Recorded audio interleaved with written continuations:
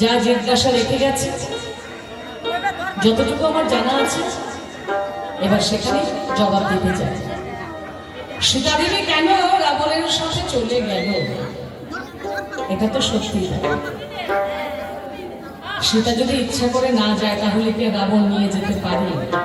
হ্যাঁ, কিন্তু কেন গেল সেই কথাই জিজ্ঞাসা রেখে গেল। সীতা যাওয়ার একটা মস্ত বড় কারণ। কি কারণ? এখানে ভক্তের মনের বাসনা পূরণ করার কথা আছে। ভক্ত যেভাবে ভগবানকে কামনা করেন, ভগবান সেইভাবেই তার মনের বাসনা পূরণ করে থাকেন। বলে গেছেন, তাই আমি শুনতে পাই। কি? সেই যে হরধনু ভঙ্গ করেছিলেন কে? ভগবান শ্রী রামচন্দ্র। তার আগে সেই হরধনু কিন্তু কেউ ভঙ্গ করতে পারছিল না। তো সীতা দেবী, সব মেয়েরাই তো চায় স্বামীর সেবা করব, স্বামীর ঘরে যাব, স্বামীর সঙ্গে সুখে দুঃখে জীবন কাটাবো, এটা সব মেয়েরাই মনে মনে আশা করে। সীতাও সেরকম মনে মনে আশা করেছিল। সীতা যখন যুবতী হলো তখন কথা কিন্তু একটাই ছিল, কি? যে উপযুক্ত পাত্র হবে সে হরধনু ভঙ্গ করতে হবে। যে হরধনু ভঙ্গ করতে পারবে সেই সীতাকে বিয়ে করতে পারবে। তো সেই হরধনু কেউ ভাঙতে পারছে না, সীতাকে আর বিয়েও কেউ করতে পারছে না। তখন সীতা দেবী শিবের মন্দিরে গিয়ে শিবের কাছে প্রার্থনা জানায় যে আজ তোমার মন্দিরে এসে আমি তোমাকে কথা দিলাম, তাই মনে বড় দুঃখ পাই। এই জীবনে বুঝি আমার প্রতি সেবা করার হবে না। কেন? কত রাজা মহারাজা, কত বীর এসেছে, কিন্তু এই হরধনু কেউ ভাঙতেও পারে না, আর আমাকে কেউ বিয়েও করতে পারে না। তাই আমার ভাগ্যে বুঝি প্রতি সেবার হবে না। যদি কেউ এসে এই হরধনু ভঙ্গ করতে পারে, যদি আমাকে বিয়ে করতে পারে, আজ তোমার মন্দিরে আমি মানসিক করে গেলাম, তাই সেদিন আমি আমার পতির গৃহে গিয়ে আমি বৈষ্ণব সেবা দেব। এই তখন সীতা দেবী শিবের মন্দিরে গিয়ে শিব ঠাকুরের কাছে প্রার্থনা জানায়। তারপরে সেই রামচন্দ্র এসে সীতা দেবীকে বিয়ে করলো। ঘটনাটা খুলে বলে গেল, তাই সেখানে আর বলতে চাই না। বিয়ে যখন করলো তো একদিন সীতা দেবী স্বামীর গৃহে গিয়ে স্বামীর কাছে বলছেন, স্বামী, আমি শিবের মন্দিরে মানসিক করেছিলাম আমি বৈষ্ণব সেবা দেব। স্বামীর ঘরে এসে আমি বৈষ্ণব সেবা দেব, তাই স্বামী আমি বৈষ্ণব সেবা দিতে যাই, তুমি একটু বৈষ্ণব নিমন্ত্রণ করে এসো।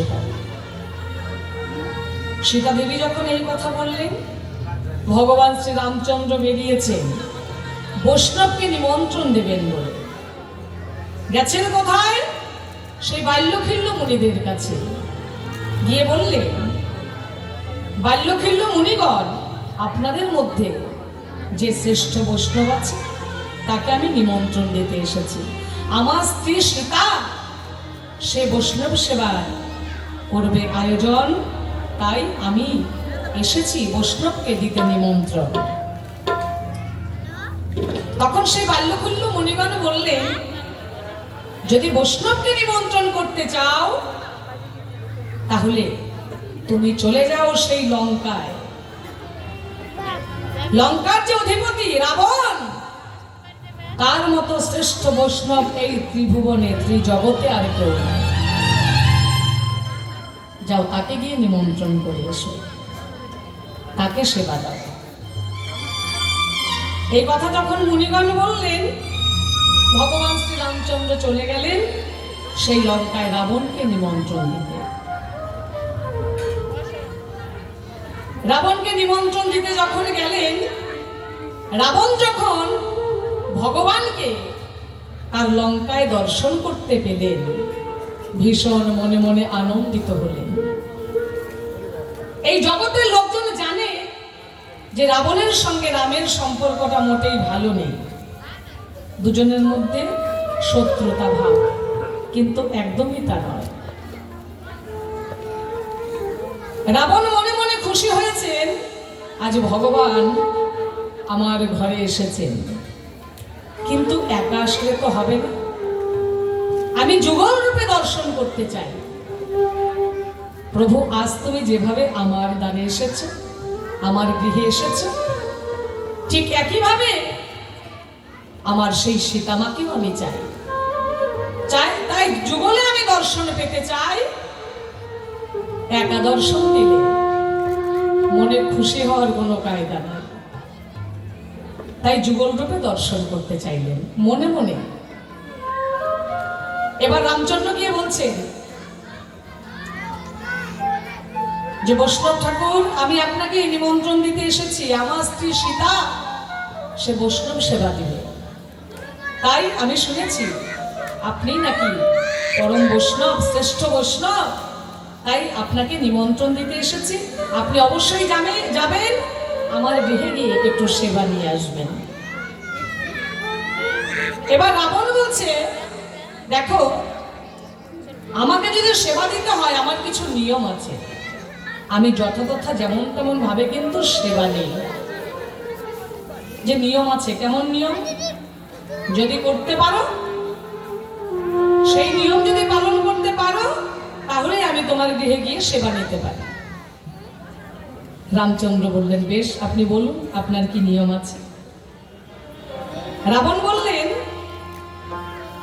আমাকে সেবা দিতে হলে একটি আলাদা মন্দির নির্মাণ করতে হবে।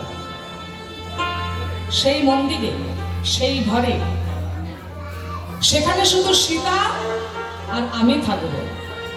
সেখানে সীতা দেবী আর আমি থাকব, সেখানে কিন্তু আর কেউ যেতে পারবে না।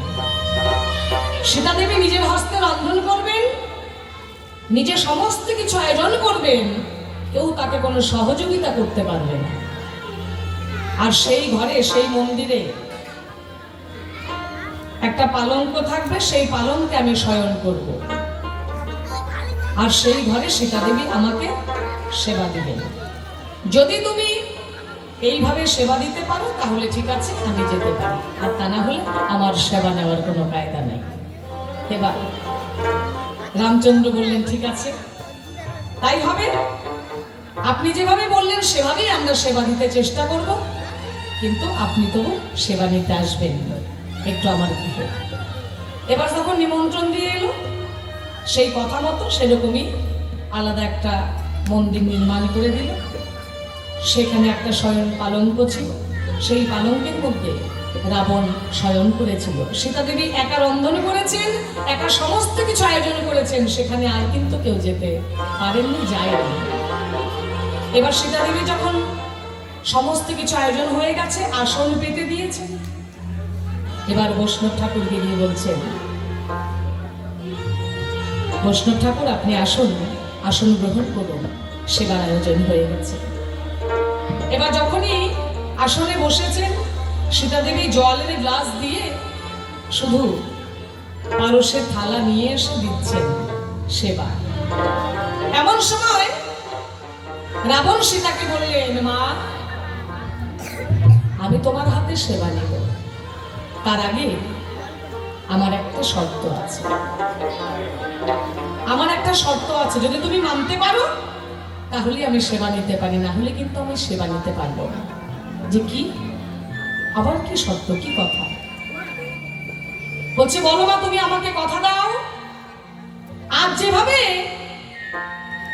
আমি বৈষ্ণব সেবা নিতে এসেছি তোমার ঘরে তোমার হাতে, ঠিক এইভাবে আরেকদিন আমি আসব, সেদিন আমি বৈষ্ণব সেজে আসবো তোমাকে নিয়ে যেতে।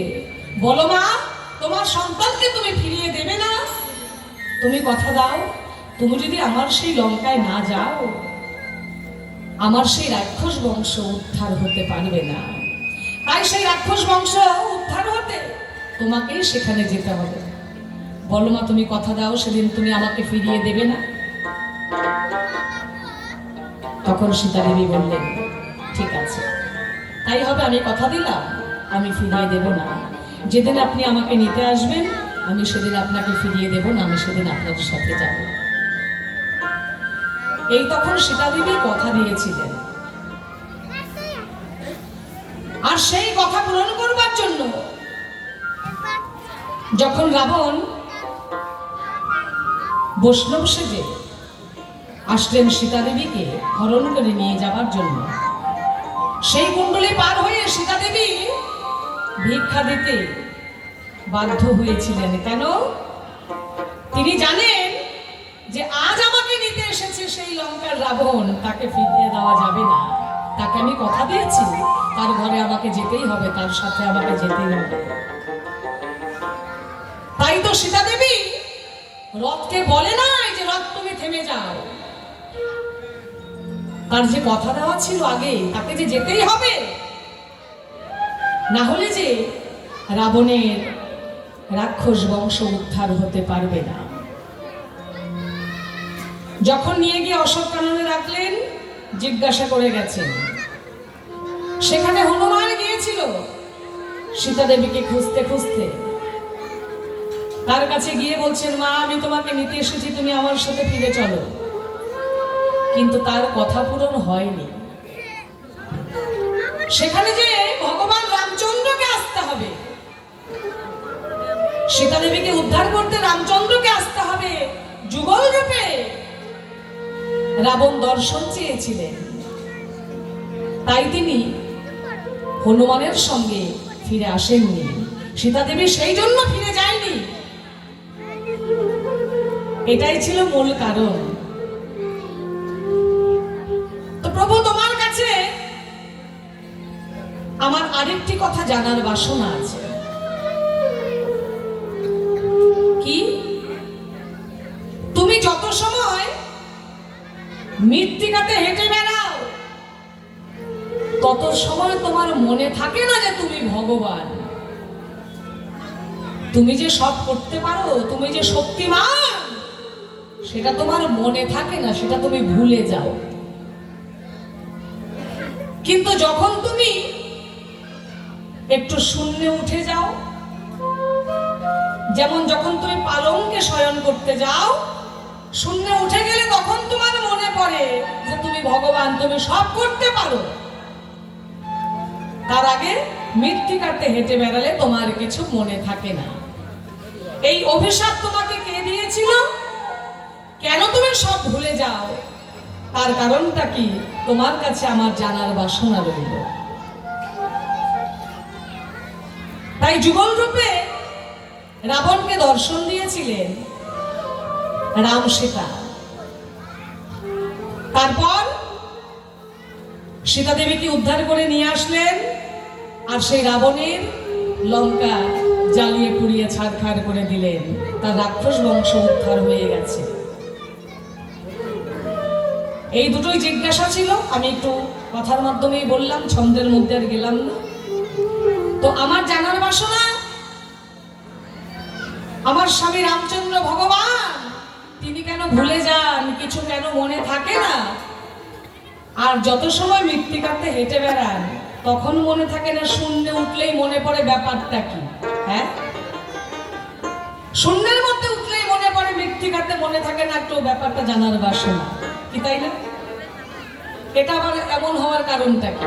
যে ভুলে যাবে তো সবসময় ভুলে যাবে, কিন্তু শূন্যে উঠলেই তার সবকিছু মনে হয়ে যায়। যত সময় মাটিতে হাঁটাহাঁটি করে তখন কিছু তার মনে থাকে না, যে সে ভগবান, সে সব করতে পারে, এটা তিনি ভুলে যান। কারণটা কি দিয়ে যাবে একটু সমাধান। একটি গান করে আসর ছেড়ে দিচ্ছি।